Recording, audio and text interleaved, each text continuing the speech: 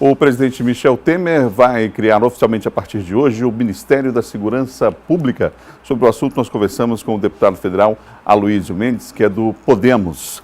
Deputado, bom dia para o senhor. Bom dia, Adalberto. Bom, o presidente vai anunciar, quer dizer, oficialmente hoje, mas é claro que o Congresso vai ter que aprovar a criação desse ministério. A pasta terá validade imediata e tem caráter temporário. O senhor entende que realmente era necessária essa criação desse ministério? Bom, há muito tempo que nós, operadores de segurança pública no Brasil, pedimos por essa solução. A preocupação é o momento. Primeiro, a formatação desse ministério. É um ministério extraordinário, isso quer dizer que ele não tem orçamento. Ele vai aproveitar o orçamento das pastas que serão agregadas ao Ministério. E segundo, de ser um Ministério temporário.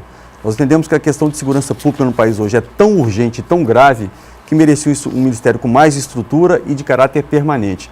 Mas não deixa de ser uma medida que traz um alento à população brasileira, porque hoje, sem dúvida nenhuma, Adalberto, segurança pública é o maior problema por que o nosso país passa. O deputado Aloysio Mendes faz parte da Comissão de Segurança Pública do Congresso Nacional, na Câmara dos Deputados. Aliás, a Câmara hoje tem uma reunião importante, presidente da Câmara, com líderes de partidos, para definir um cronograma de votação de várias propostas dessa área. O senhor tem, inclusive, 2 projetos ligados à segurança pública. Eu queria que o senhor falasse sobre esse momento que o país vive. Nós estamos numa intervenção no Rio de Janeiro.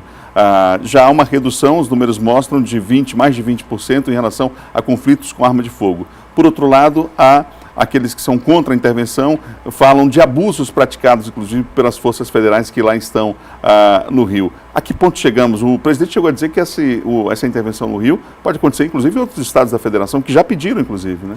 Adalberto, a situação do Rio é uma situação diferente do resto do país.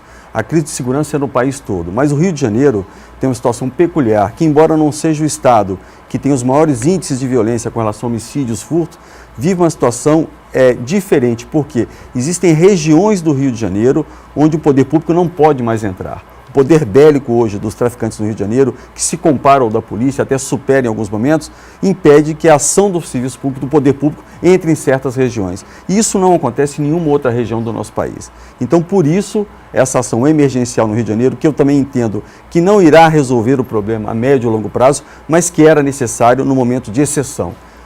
Consequentemente, quando a entrada das Forças Armadas com grande efetivo, a criminalidade vai retrair, mas a partir do momento que as Forças Armadas saírem do Rio de Janeiro, se não houver uma medida de caráter permanente, o crime voltará e talvez mais forte ainda. Deputado, um dos projetos que o senhor defende lá na Câmara dos Deputados é que altera os requisitos para progressão de pena e trata também da concessão de livramento condicional. Eu queria que o senhor falasse um pouco sobre eles.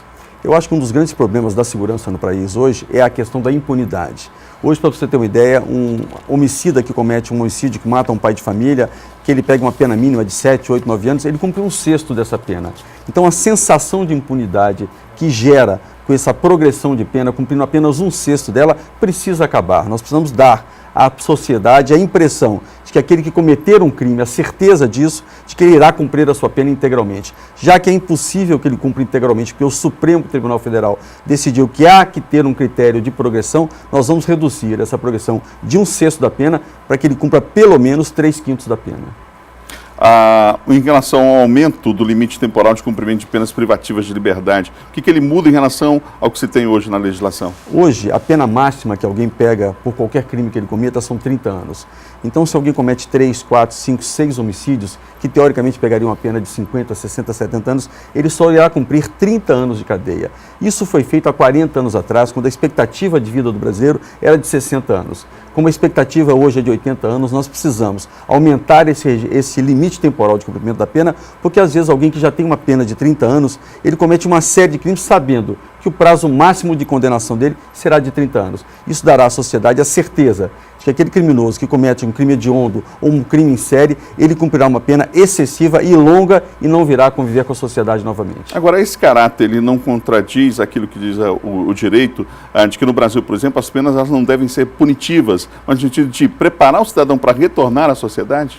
Eu acho que quem pega uma pena superior a 30 anos é um cidadão que não tem mais recuperação. Existem pessoas que têm mais de 300 anos de condenação, cometeram homicídios em série, assassinatos. Esse tipo de preso, e no mundo inteiro, ele não tem mais recuperação. Então eu acho que nós temos que investir na ressocialização daquele preso de menor poder ofensivo. E esses criminosos contumazes e que cometem crimes absurdos precisam ficar o maior tempo possível na cadeia. O senhor falou ainda há pouco que a intervenção sozinha não resolve o problema do Rio de Janeiro. E aí eu lhe pergunto, essas ações que têm um caráter mais policialesco, elas de fato não resolve e está provado em outros países, isso não aconteceu de forma isolada. Não haveria necessidade de um investimento também em políticas sociais, enfim, em pensar a questão da segurança pública de forma ampliada?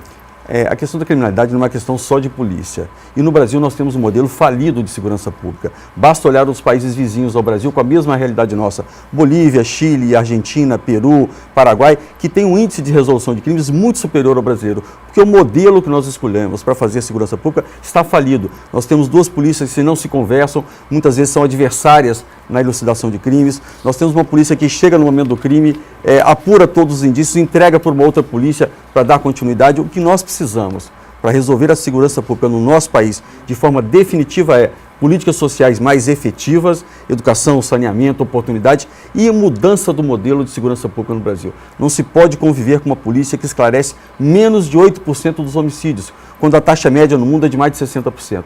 Alguma coisa está errada.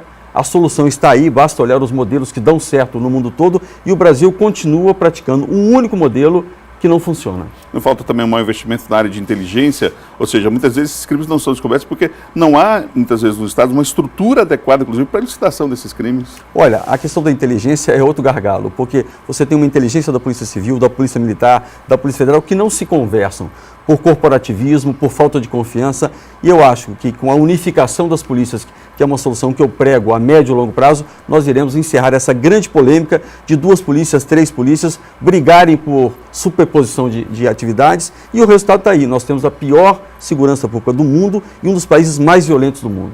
Deputado, obrigado pela entrevista aqui na Difusora, aqui no Bom Dia Maranhão. Muito obrigado a você, Adalberto, pela oportunidade. Estou sempre à disposição de vocês. Obrigado mais uma vez.